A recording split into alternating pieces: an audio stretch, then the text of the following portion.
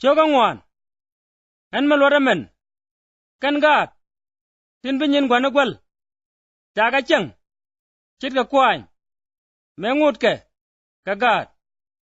a changa ken gat taga ngwana dialo ka men ngut ken ka kwa tega wuni ti tiedga ke a meni chang en chi gwana lar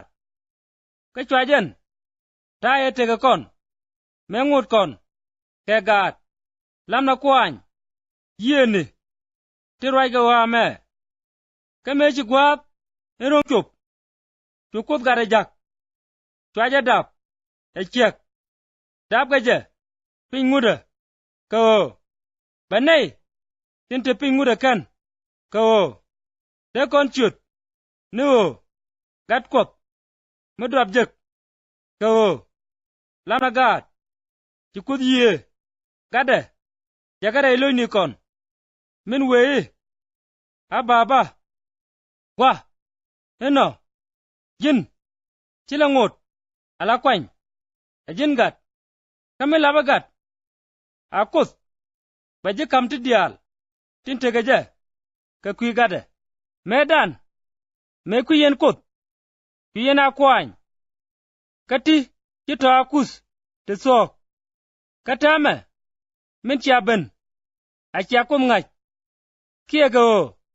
baya ngach akut angu de yere nyok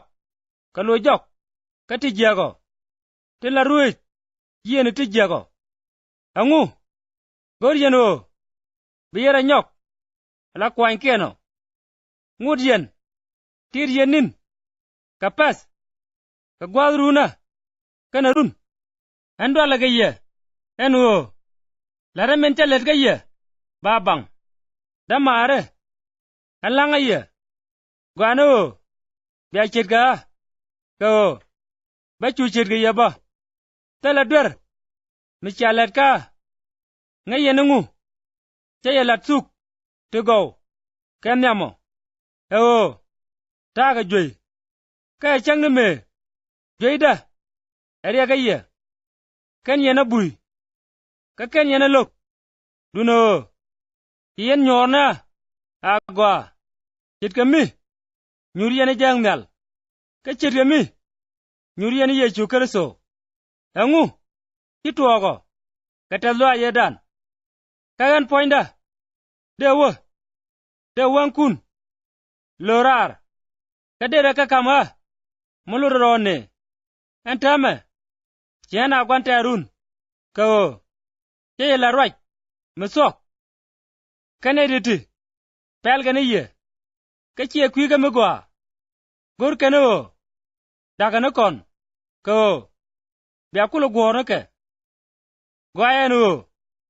de nad yo gor ka kwi ga megwa gwan dial ka chie gwat entakel ke ye kara gad ka tintwane chit ka min la mai daba abe ga chek ajan bech intega ka kwi dun amenemi ti chankere so chob loy dun de gornemi takel ke ye antama ade duop roi ga apal ko kwajamo de charo ka kwi dun lara ja yenne tin nago bia chenga ngut achi yen ngut bukuling chaja goren o tabram kadol dang raw kel agat chek de men kwany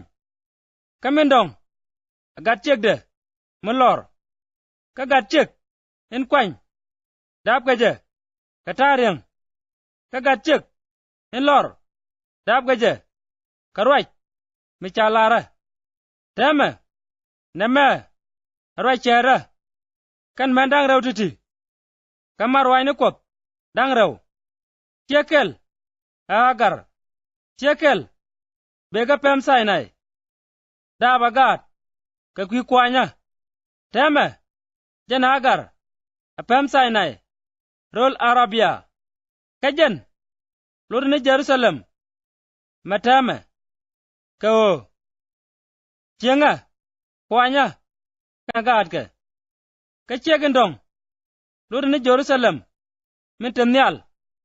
jen lora kaya jen mandan ko chaja gor e loy du tet jin cheng murul mi chidap roal ni ka kini ka tet loy jin chek mi ken bay daba merut ko jen chek en chapel bitene jen ka gaat ngwan ka jen chek en tekel kana chawde teme damare labagat ten chalar chit ka Isaac ka chit ka gwat edan jengat e chadap ka tariang chagat e chadap ka ye changa jek ejen chit ka temayo ka ngu chirai kot eraro jalaro jajalar itung nu kwanyrar kana gade ko gat chegen kwany janyen gwan binywa kel kana gat chek en lor kaino damare chikon agat chegen kwany lamna gat chegen lor